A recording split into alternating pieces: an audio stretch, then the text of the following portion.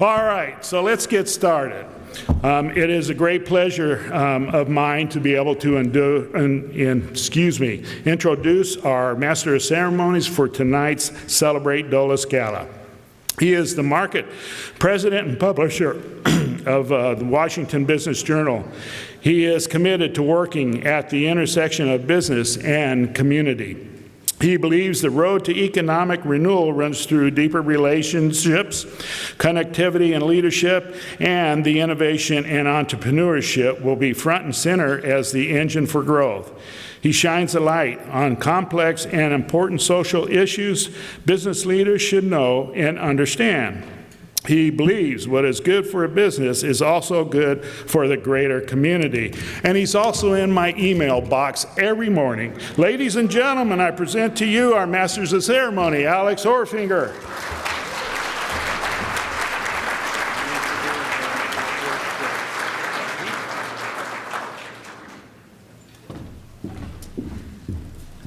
Good evening, everyone. Thank you. Let's just revel for a moment. The fact that we're here together in person, we're not on Zoom. Doesn't everybody have a relief at that? This is my... You might all want to avoid me later in the night because this is the third large event I've been to this week.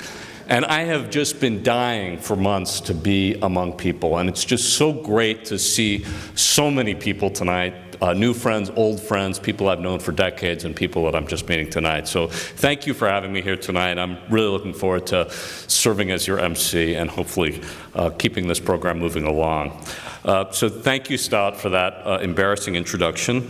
I hope you all get my emails every morning and afternoon in your inbox. It's really great to be here. It's going to be great to spend some time with all of you as we enjoy some good company, some good food, some good entertainment, dancing, and we'll just be here mostly to celebrate the Committee for Dulles' 55th anniversary, celebrate Dulles International, and honor all of your good works. So congratulations to the Committee for Dulles for its years of service and support to our region's international airport. Dulles, as all of you know, is a major component of economic growth, supporting the economy, supporting the regional economy, and it is the international front door to the world. So the CFD's support to the airport is critical. Wow, it is great to see a group this large in person. Thank you all. Give yourselves a round of applause for coming here tonight. Thank you, Alex, and a sincere thanks for serving as our MC tonight. You mentioned you were going to try and keep it on track. I see some of my former colleagues here who know I can be long-winded, especially when they come to me with technical questions that I'm all about. But ladies and gentlemen, welcome to Celebrate Dulles Gala. After 2 years of COVID, it's great to be in the room with people, as I mentioned, enjoying an evening like tonight, socializing in person, celebrating our 55th anniversary, and honoring our Tower of Dulles recipient. I appreciate all of you attending this evening and for your support of the Committee for Dulles. So I'm really pleased it's a great pleasure of mine to be able to introduce our keynote speaker tonight, the Secretary of Commerce and Trade, Caren Marrick. She's a resident of Northern Virginia. She's been a business leader in the Commonwealth for decades with over 25 years experience launching growth companies, reinventing companies, and leading business improvement transformation. She's the CEO of Virginia Ready Initiative. She oversees $10 million in funding through private-public partnerships to help mitigate the economic hardships created by COVID and resulting labor shortages by helping to retrain Virginians for in-demand careers. At Virginia Ready, Caren has worked with EY, Bank of America, SAIC, Genworth, PwC, Northrop Grumman, and a host of other organizations. To date, over 3,500 Virginians are completing accelerated credential courses for in-demand skills in technology, healthcare, manufacturing, and other trades, and 1/3 have been hired by Virginia business. She is known You would know her well through the pages of the Business Journal as a strategic entrepreneurial thinker, leader. She co-founded the software company Web Methods, growing it from zero to a couple of $100 million and having the most successful software IPO in history when it was offered. She's a partner at NextGen Venture Partners. She's built boards of directors for Web Methods, the Web Methods Foundations, the Virginia Ready Initiative. She's served on boards of public and private growth companies. She specializes in private equity and financial services. She's just got a range of experience and talents, and we are so lucky to have her with us tonight. She also served as a board director for the Metropolitan Washington Airports Authority. So please give her a big, warm welcome, Caren.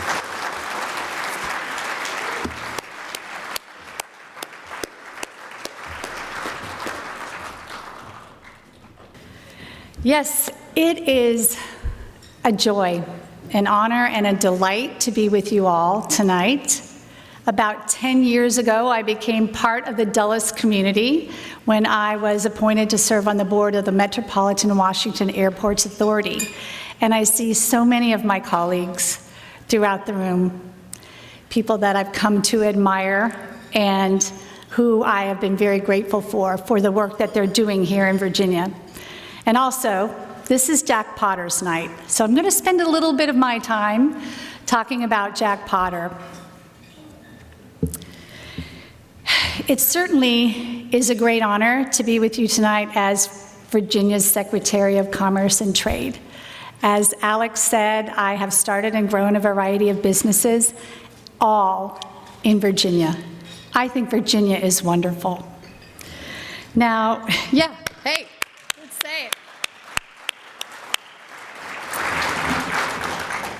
So when I served on the board of the Metropolitan Airports Authority, it was a time of great consequence. I spent 6 years with Jack and team, and during that time, we're probably all familiar with what was going on. Jack Potter stepped into the CEO role at a challenging time in Dulles' history. Costs were increasing, passenger traffic declining, and Wall Street was questioning whether United even needed a hub at Dulles. In addition, we had all kinds of regulatory issues. We had problems with crowding at DCA. We had financial issues at Dulles. Dulles was in its 7th year of steady passenger declines and at its lowest passenger volume in 10 years. So enter Jack Potter.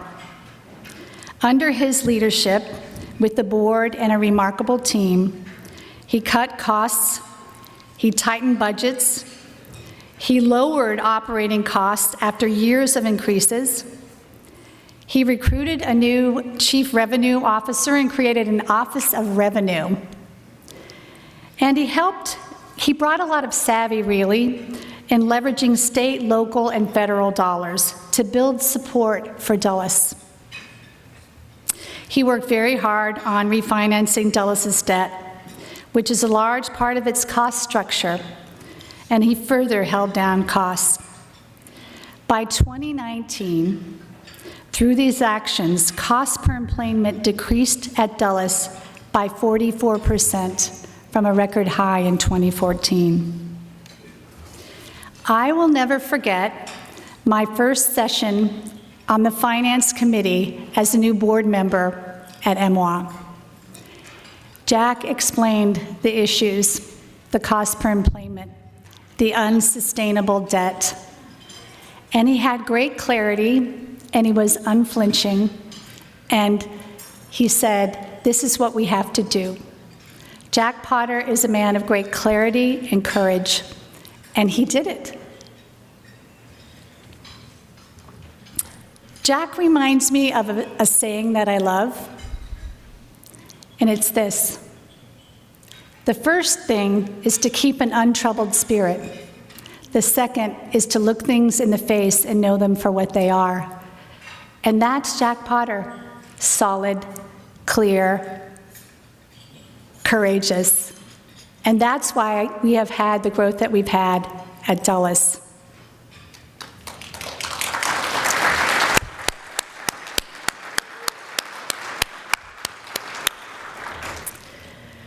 Jack is a good listener.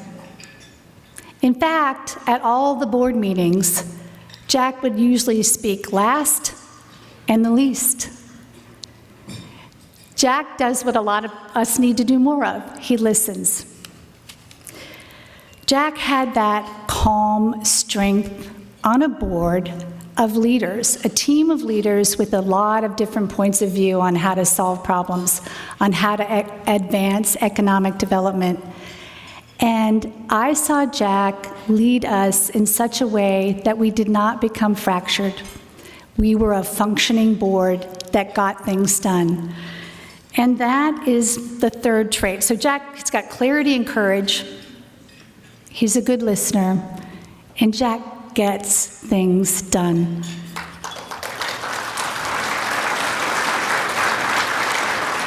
That's a trait that we could all use a lot more of.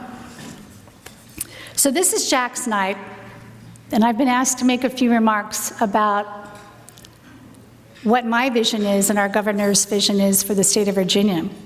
And so in the spirit of Jack Potter, I will say our goal is to get things done. Yes, get things done for Virginia. So my job is to help create and advance a growing and flourishing economy. And as a businesswoman, I understand what it takes, the courage it takes to start and grow a business.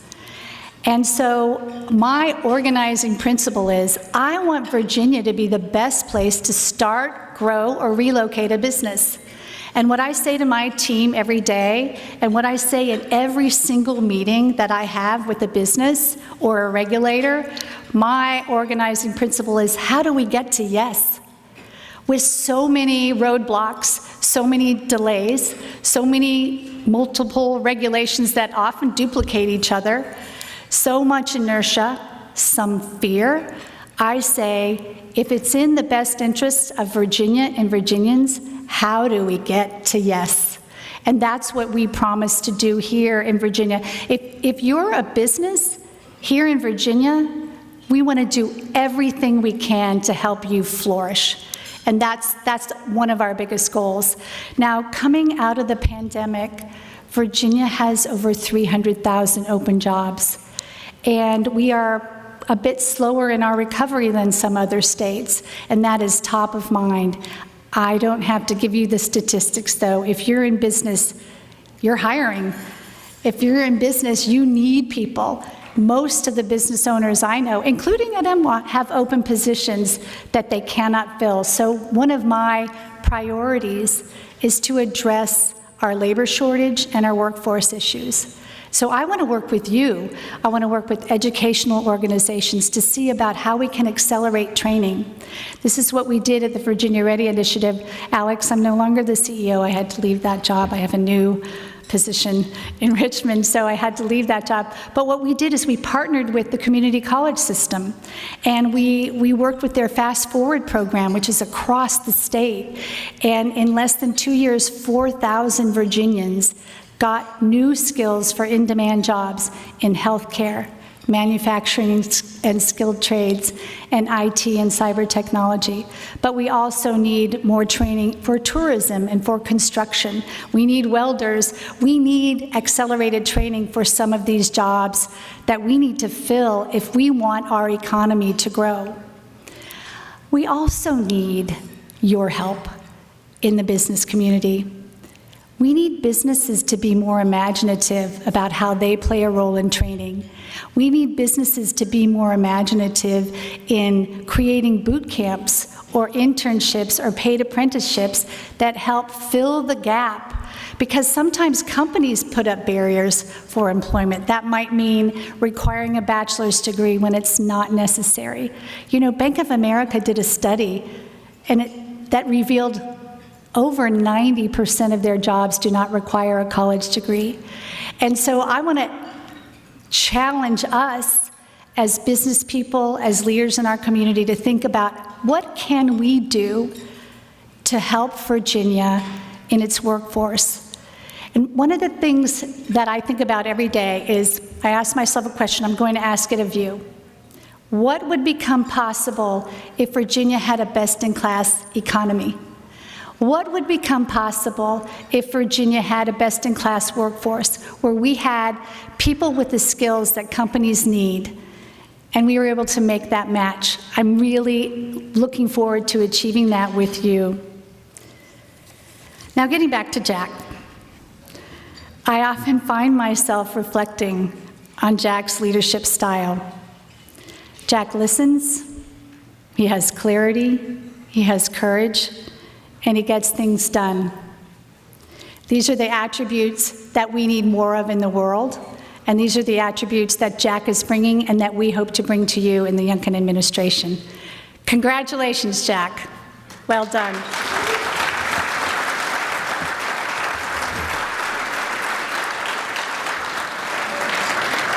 So thank you, Secretary Marrick, for your comments, and what's going to stick with me are those 300,000 less jobs that we have in the Commonwealth that we need to help fill. The Committee of Dulles, as all of you know, is led by a president who serves for a period of 2 consecutive years, except for the last president, who served for 3 years. So that's what was that? I'm sure we will all hear more about that later, but recently, several past presidents sat down to look at the past while thinking about the future. So let's take a closer look.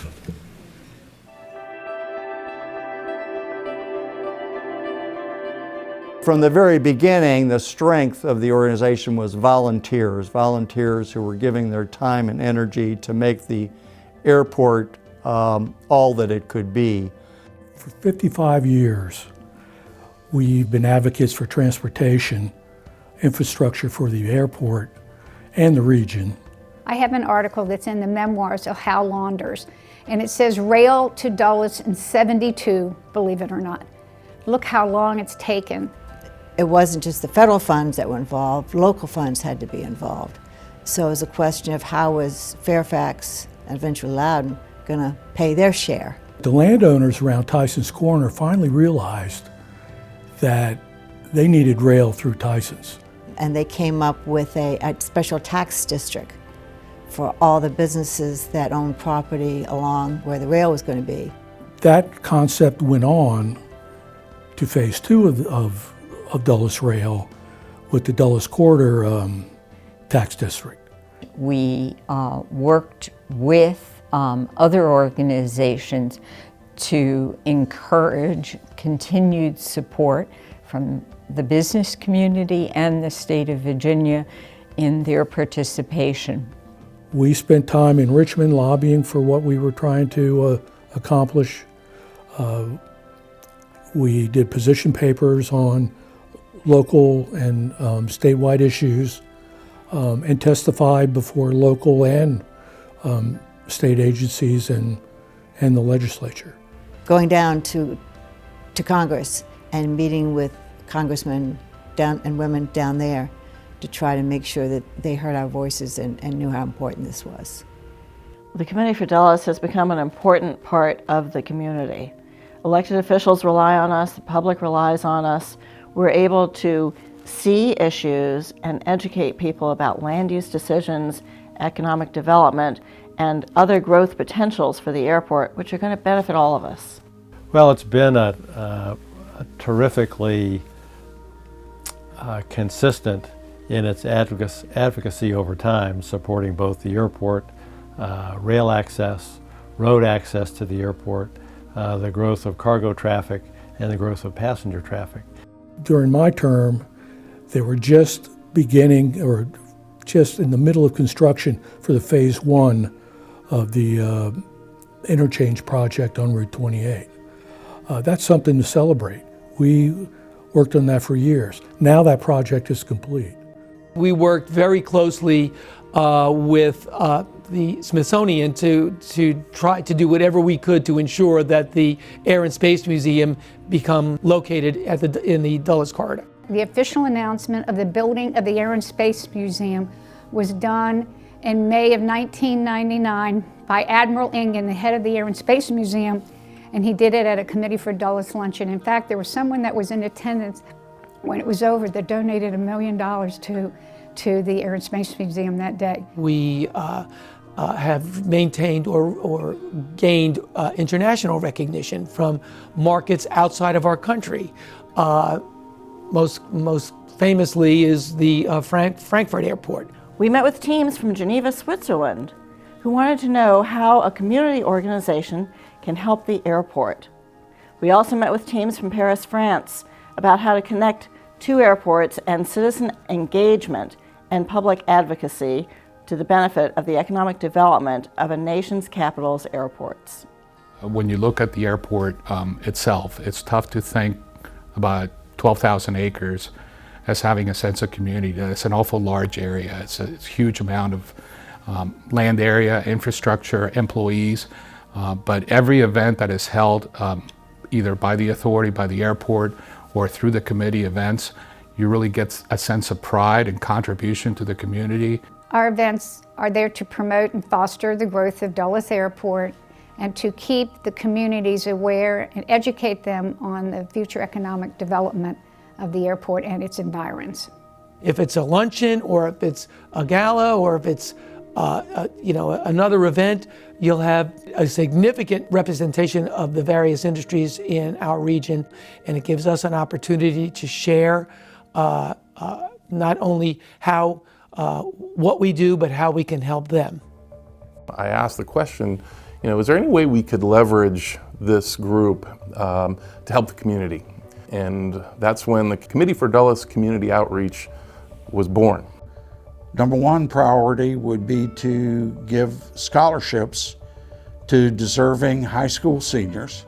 Every year we give 15, 20 plus scholarships to students, all who are connected to Dulles Airport. And then we also supported the Interfaith Chapel and the Traveler's Aid organizations at the airport. 100% of the money that the outreach committee raises goes back to the community. Whether it's the Community Outreach Scholarship Fund, or the Run on the Runway, or the plane pool, you really get a sense that this is a tight community that supports itself. The relevance of the Committee for Dulles is more important today than ever because of the growth in international business and the growth in data centers in this area. We have become an even bigger economic engine, and not just the airport, but the services that are around the airport and all of the national and international companies that have headquartered here. Okay, here we are. We've accomplished so much. What is it that we want to accomplish working with the airport? How do we move forward as a partner with the airport? The pandemic, in my mind, forced us to be more creative, forced us to be more innovative, and to move forward with the way that we touched the community. Obviously, with the pandemic over the last years, there's been some erosion in passenger loads, passenger frequency, flights, and what have you. So there's the opportunity to try to continue the path upward to the ultimate capacity of the airport, which I'm told is in the range of 55 million passengers per year. And as you have more planes, it can impact residential areas to a greater extent. So we are a strong supporter of making sure that our local communities do not enact land use decisions that put people in the flight path of oncoming or departing airplanes. That's something that we try to work on, as well as the ground transportation for access to and from the airport beyond rail. We still see a continuing role for Committee for Dulles, someone who's looking at the airport and always trying to think, how can this get better? How can we improve Dulles to become part of an even bigger part of the Washington economy? My expectation is the Committee for Dulles will go on for many years to come.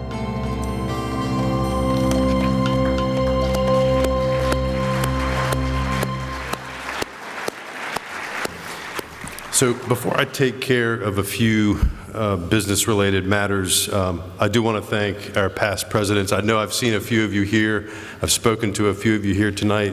Thank you for joining us here, and also for taking time to come to the CFD office and participate in the making of that video and sharing your thoughts about the committee. It's been said that Dulles Airport is the gateway to the nation's capital, where millions of travelers pass through each year to visit our capital city. You might even consider it the gateway to the world's capital of democracy. Some might even say it's a modern gateway to democracy itself. But the pandemic and the current events across the globe have really challenged our global connections and interactions. Dulles Airport can play a vital role in reestablishing those connections. We've already seen progress in this regard over the last year with the expansion of international flights to destinations across the globe that we hadn't gone to before. The extraordinary Afghan refugee resettlement effort that was undertaken at Dulles, and significant increases in international passenger and cargo activity at Dulles airports, again, over this last year. Looking back on the achievements at and around the airport, it's clear to me that the Committee for Dulles has had a positive and lasting impact on the creation of what is a world-class transportation system. Undoubtedly, Dulles Airport is a key asset to the region and a vital 24/7 component of our transportation and commercial infrastructure that must be protected to support future air traffic needs. And that's why the Committee for Dulles is here. So I invite you to join the Committee for Dulles as we look forward to upholding our mission to support the economic vitality of Washington Dulles International Airport. Now, down to some of the business at hand tonight. As President and on behalf of the Executive Committee, I want to take a few moments to do two recognitions. The Committee for Dulles has two achievement awards that we give to our members who have stepped up and provided outstanding leadership and support to the committee. The first such award is the Hal Launders Award, which is given to the member or members who make the most significant contribution toward the achievement of the committee's goals. This award is named for a founding member of the Committee for Dulles and a past president of the Committee for Dulles. In recognition of his leadership during a change in executive directors, during the challenges dealing with the impacts of COVID on this organization, and for changing the trajectory of CFD for the future, I present this award to our esteemed past president, Jack Vega, and say, thank you, Jack, for your service.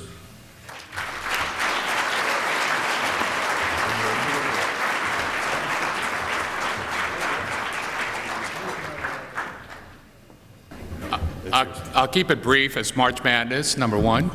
And we're also here to recognize Jack. And I'm humbled to be here being recognized on Jack's special night. I've seen Jack accomplish great things over 8 years, but it's really been humbling over the last 3 to witness him tackling how to handle a pandemic and how to keep people calm and confident that there will be better days. And as he said at one of our meetings, it's just one step at a time. We're just going to get back to normal one step at a time. It's not going to happen magically. It's not going to happen overnight. And we just got to keep on point. So congratulations, Jack, and thank you all.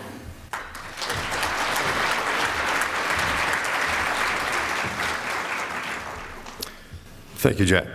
The other achievement award is the David A. Edwards Community Service Award. Dave Edwards was a longtime member of the committee, a former president, 1990 to 91, and chairman of our Economic Development and Transportation Subcommittee. In addition to his work with the committee, he was a tireless citizen advocate who served in scores of roles in his community throughout his 44 years as a resident of Reston. This award was initiated in 2011 and is presented to the individual who most closely lives up to Dave Edwards' example. At this time, I would like Executive Director Scott York to come to the podium, please. In recognition of his leadership during the turbulence of the pandemic and during an uncertain time for CFD, I am grateful to present this award to our Executive Director, Scott York, and on behalf of this organization and its Executive Committee, say thank you, Scott, for setting us on course for the future. Thank you, Michael.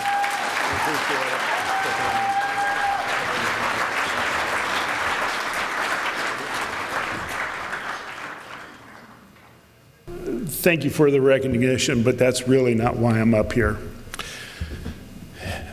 We've had a fantastic, despite the condition of COVID that has impacted all of us greatly, we've been able to accomplish an awful lot. And this is not about me. This has been a team effort over the last 2 years to keep us going as an organization. There's a lot of great value in what we can do, but the mission is changing, and so we are ever working on shifting the direction and trajectory of the Committee for Dulles, and I'm grateful to be able to have a small part in that effort. But the real reason I'm up here, and Mr. DJ, next slide. It worked! When you run these shows, you always worry about the electronics. Anyway, so I'm going to ask both Jack Vega and Mike Sawyers to join me up here. This is a team effort that went back a year ago. We got together to look at what we wanted to do in terms of events. And unfortunately, we were used to planning and then canceling, planning and postponing. But we decided it was critical that we try to go forward and hold the event we're holding tonight last November. And in fact, on August 8th, or excuse me, August 8th, maybe I need to get the glasses I can read with. Excuse me. This growing old is no fun, let me tell you. All right. The Committee for Dulles has named John E. Jack Potter as the 2021 recipient of its Tower of Dulles Award. This award is presented annually to individuals or organizations whose service provides for the betterment of Washington Dulles International Airport and the Dulles Economic Corridor. I don't know about you, ladies and gentlemen, but I love Dulles Airport. And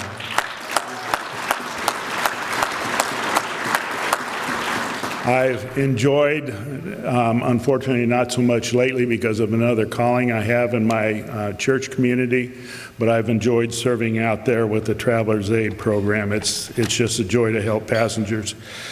Potter has served as President and Chief Executive Officer of the Metropolitan Washington Airports Authority since July 2011. During this time, Dulles International has seen steady growth in passenger counts, increases in nonstop flights to and from international destinations, and lower enplanement costs to make Dulles more competitive with other major airports, including Chicago and New York City. Mr. Potter's leadership has led the way for important airport infrastructure concession improvements to serve the traveling public, including a $1 billion capital improvement program at Reagan National. We mention Reagan National because it's a part of the important program with serving our region's economy. Mr. Potter is a strong champion of the entire Dulles corridor, working with political and business leaders to stress the important fiscal contribution the airport makes to the local economy and emphasize the importance of appropriate land uses near the airport to protect both new residents and airport operations. And let me pause here for a moment because we got a couple members of the Loudoun County Board of Supervisors here, the Chair Randall and Supervisor Sylvia Glass. Thank you, ladies, to you and the board for doing the right thing when it came to the airport noise issue. We applaud you.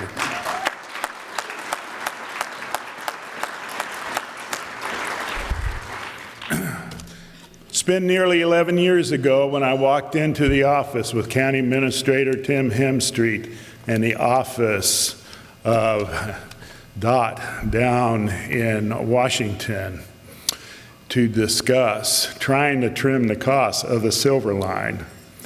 And this was my first time meeting Jack Potter. Since then, I've enjoyed my relationship with him and the opportunities that I had to work with him during my tenure as chair and during my time here as executive director. We all know him, and thank you, Secretary Marrick, because you really did a great introduction of about Jack, and more eloquently than I could ever do it. Ladies and gentlemen, it is our great pleasure to have Mr. Potter and his wife here tonight. Jack, we applaud you and thank you for all that you have done to make Dulles great and to help the region's economy, sir.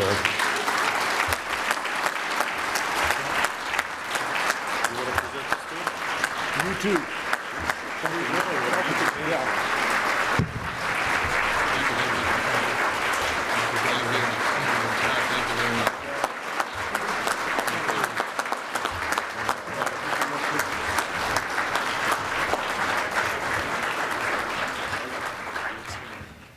Well, I just want to thank you all, because when you think about, some of the things that were spoken about, let me just assure you, it wasn't me that did them. It was the great team that's in this room, starting with the Committee for Dulles. Congratulations on 55 years.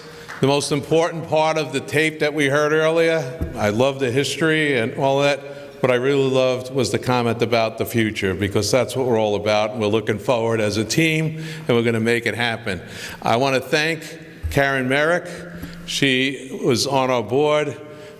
She recognized Maureen. Thank you, Maureen, for being here. Karen, was on our board. Every one of our board members, I want to thank Kate and Bob and Walter for being here tonight. They're just representatives of the board. Everyone brings their specialty to the table.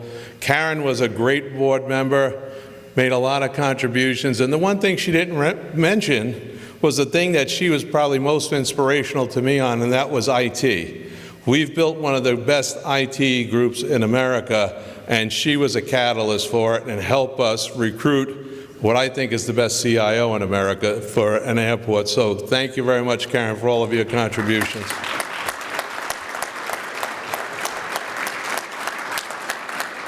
Now, the team is a broad team. Mention the Committee for Dulles, and thank you for all that you've done over the years. I have to recognize my MWAA team. We have two tables here of folks who day in and day out do the job. What Karen said, I was quiet. Well, when you have a leadership team like we have, all you have to do is be quiet. They're the show. You just watched them, and I'm very, very proud of everything that they do and that they've accomplished. But when I look around the room, represented here are the airlines. We wouldn't be anywhere without the airlines. So thank you to all the airlines that are here. Thank you and we have numerous folks here from American. Thank you. We have United here in a big way now. United, I have to tell you, they've really come to the table big for us right now. We would not be where we are from a health standpoint were not for the fact that United is really growing. And so there are many days when we have as many transfer passengers moving through Dulles as we do O&D passengers. So hats off to all the airlines. Dick Datas, who represents the whole group, thank you very much. We would not be here if it weren't for you. So strong partnership throughout. It was mentioned about Loudoun County, Phyllis Randall, and the entire team out there. Thank you for being such strong partners. Without that community, without everybody focused on trying to make this place better and take ourselves into the future, we wouldn't be here. So I accept this award. I'm humbled by it. And what happened with Maureen and Caren, as she was coming back to the table, I said, gee, thank you so much, and I'm glad Maureen was here today to hear those words, because, you know, I go home and I say, hey, we did this and the other, and she goes, who cares, come on. Get out and do the lawn, you know? We keep it real in our house. So anyway, I accept this on behalf of everybody. We're going to continue to work as a team. We're going to continue to accomplish things. We're going to put this pandemic in the rearview mirror and just watch us grow. Better years are coming. Thank you all.